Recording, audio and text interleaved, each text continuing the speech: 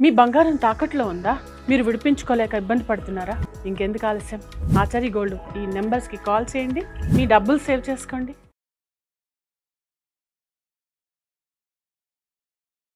Hello నమస్తే, welcome to VTV. So మొన్న ఏదైతే కౌశిక్ రెడ్డి గారు మాట్లాడిన దాని గురించి, కార్మికులు మీరు అందరూ మోసపోమాకని రేవంత్ రెడ్డి గారు ఇలాంటి కబుర్లే చెప్తారు, మీ దగ్గర నుంచి ఓట్లు నూకేస్తారని చెప్పి కౌశిక్ రెడ్డి గారు ఏదైతే చెప్పారో దాని గురించి మనతో ఇప్పుడు రేఖా గౌడ్ గారు, కాంగ్రెస్ ఉమెన్ లీడర్ గారు ఉన్నారు, మనతో మాట్లాడదాం. మేడం నమస్కారం. నమస్తే మేడం, మొన్న అయితే కౌశిక్ రెడ్డి గారు కార్మికుల గురించి కౌశిక్ రెడ్డి గారు సినీ కార్మికులని ఉద్దేశిస్తూ మాట్లాడారు. కాంగ్రెస్ ప్రభుత్వానికి సినీ కార్మికులు ఎందుకు ఓటేయాలని. ఇవాళ రేవంత్ రెడ్డి గారు చేసిన తప్పేముందండి? ఆయన ఏమంటాడంటే టికెట్ ధరలు పెంచనని చెప్పాడు. సమంతని ట్రోల్ చేసిర్రు, విడాకులు అయింది, నాగార్జునని ఏడిపించిర్రు, అల్లు అర్జున్ ఏడిపించిర్రు, అల్లు అరవింద్ని ఏడిపించిర్రు అని మాట్లాడుతున్నాడు.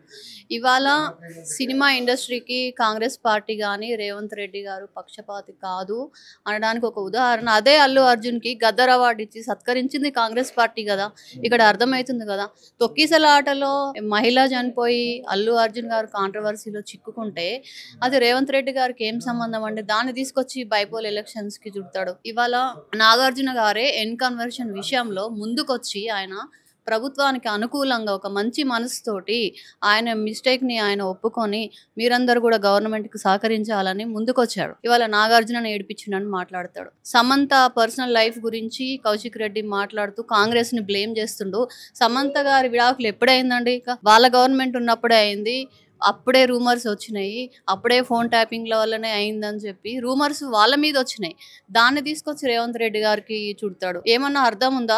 ఇవాళ సినీ కార్మికులకి ఏం చెప్పారంటే రేవంత్ రెడ్డి గారు, ప్రొడ్యూసర్స్కి వచ్చే ఆదాయంలో 20% ఇస్తే నేను టికెట్ రేట్ పెంచుతా అని చెప్పాడు. ఇవాళ కౌశిక్ రెడ్డి గారు ఎంతసేపు ప్రొడ్యూసర్ల ధనవంతులకు లాభం అయ్యేలాగా మాట్లాడుతున్నారు. కానీ ఇవాళ రేవంత్ రెడ్డి గారు తీసుకున్న ఒక గొప్ప ఆలోచన, మధ్యతరగతి కుటుంబం బీద వాళ్ళు కూడా కుటుంబ సమేతంగా సినిమా చూడడం కోసం ఆయన టికెట్ రేట్లు తగ్గించాలని చెప్పాడు. ఇది మంచి విషయమే కదా. దీన్ని తెలంగాణ మొత్తం స్వాగతిస్తుంది. దీంట్లో కౌశిక్ రెడ్డికి వచ్చిన ఇబ్బంది ఏముంది? అంతేకాకుండా సినీ కార్మికులకి ఆరోగ్యశ్రీ బీమాతో పాటు రాజశ్రీ హెల్త్ కార్డు కూడా వర్తించేలా చేస్తా అని చెప్పాడు. కృష్ణానగర్లో సినీ కార్మికుల పిల్లల కోసం కార్పొరేట్ స్కూల్స్కి ధీటుగా ఒక పాఠశాల ఏర్పాటు చేస్తా అని చెప్పారు.